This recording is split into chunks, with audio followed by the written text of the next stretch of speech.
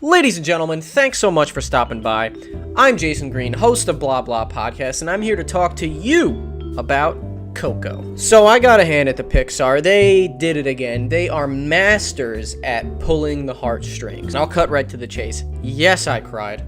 Not just tear up, but cried. It was so much more heartfelt than I expected it to be. So, front and center in Coco is a young boy named Miguel Riviera. He's the young man of the family, born into a long line of shoemakers. But Miguel's different from the rest of them, as he has dreams of becoming a world-famous musician. His family says otherwise, and they actually kind of denounce music, like, completely from the whole family, which is really explained in the plot, but Miguel is the outlier. He loves music, he loves playing his guitar, and you gotta hand it to Pixar for actually showing him playing the guitar. It's completely lifelike. I don't know guitar playing that well. I tried teaching myself acoustic when I was younger, and it didn't get very far. I'm looking to go back to it, but there's a few shots of Miguel actually playing his acoustic, and the finger placement and the strums are extremely lifelike. But Miguel's family hates music so much they forbid him to play it, but he's a rebel with a cause. The reason why they hate music is explained thoroughly in Coco, but I'll leave that for you to see. His family's constant pressure to become a renowned shoemaker,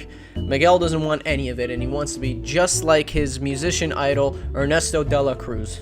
So during the El Dia de los Muertos, or the Day of the Dead parade, where the movie begins, magic plot happens, and Miguel is actually transported to the world of the dead. And you've probably seen this in a lot of the promo and the trailers. Miguel hanging with a bunch of like skeleton-looking people, kind of reminds you of Jack Skellington, but they're pretty much, ghosts of people who have died. And I guess this is like the world of the dead's like purgatory or heaven in a way. I don't know, but Miguel's there. While he's there, he discovers his long-lost family members dating back years and years and years, a long lineage of Rivieras, and it's there is where he discovers his family's past and who he's really meant to be. Now that sounds pretty standard, right? Well, it kinda is, but it really shines from the rest of these types of, coming-of-age type movies, in that it definitely has all the Pixar hallmarks, that beautiful animation, great characters, great voice acting, great music. Those things are all really fun and beautiful, but where it really shines is its heart. Coco's central theme is family. It's about always remembering your loved ones, always remembering who they were, how they were in life.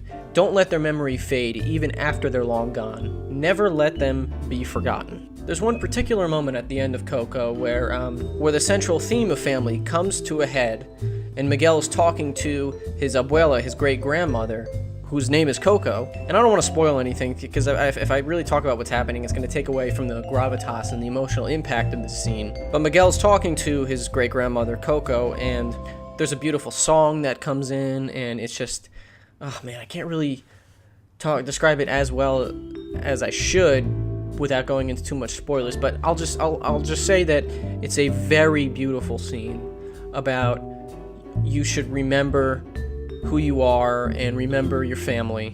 I actually felt that single tear roll down my cheek like the man I am. My girlfriend, though, on the right of me was bawling, and my other girlfriend on the left of me was bawling even more. No, but seriously, people around me were crying. Anyway, I implore all of you to see Coco right away. It's a great film for the whole family and your friends, and it really makes you reflect on your own life and the ones you've loved, and reminding you not to take any of them for granted. So all I can say is thanks, Pixar, and also thank you so much for taking that awful Frozen short out of the beginning of Coco. Holy shit! Oh god, imagine going to a movie. You drive there, you hit traffic, or if you're like me, you take the train and you hit train traffic, and you have to narrowly escape all the people trying to ask for your money in the city, and then you finally get to the theater, you walk your way up, you sit through 15 minutes of previews of children's movies that you don't give a crap about, and waste all that time watching terrible trailer after trailer after trailer of like Romeo and Juliet, Sherlock Gnomes, the Ferdinand movie, that Peter Rabbit movie with Domhnall Gleeson coming. Like, who the fuck's gonna watch these movies?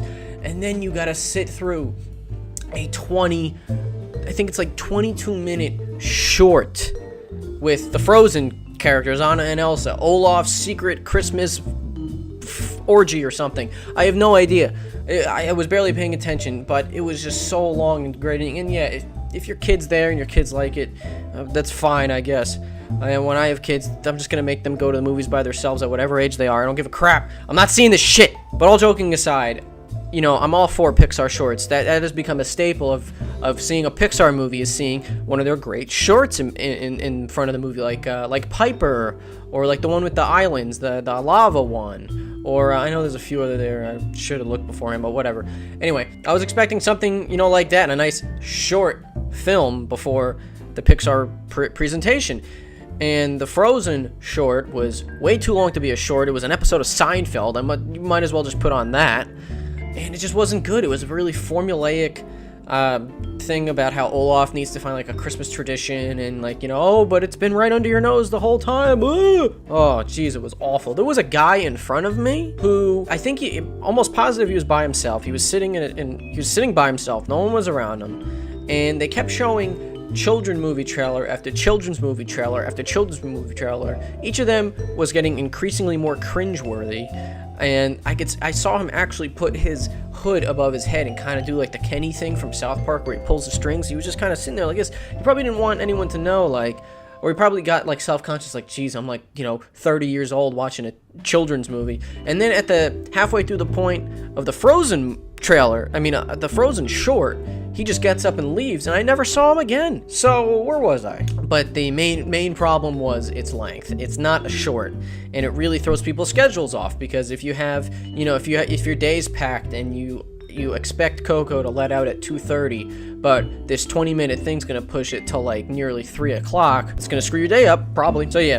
the backlash for that Frozen short was so bad in Mexico, they took it out of every theater showing, and it just was eliminated from every theater showing here.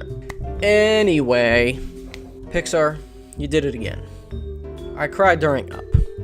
I cried during Toy Story 3. I cried during Independence Day, and I cried during Coco.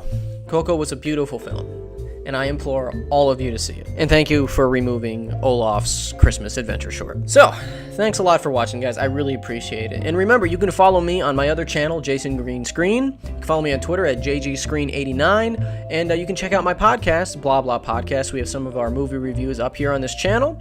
Also on our podcast feed and blahblahinc.com as well. And if you like what you saw, please subscribe and leave a comment. And yeah, I hope you guys have a great day.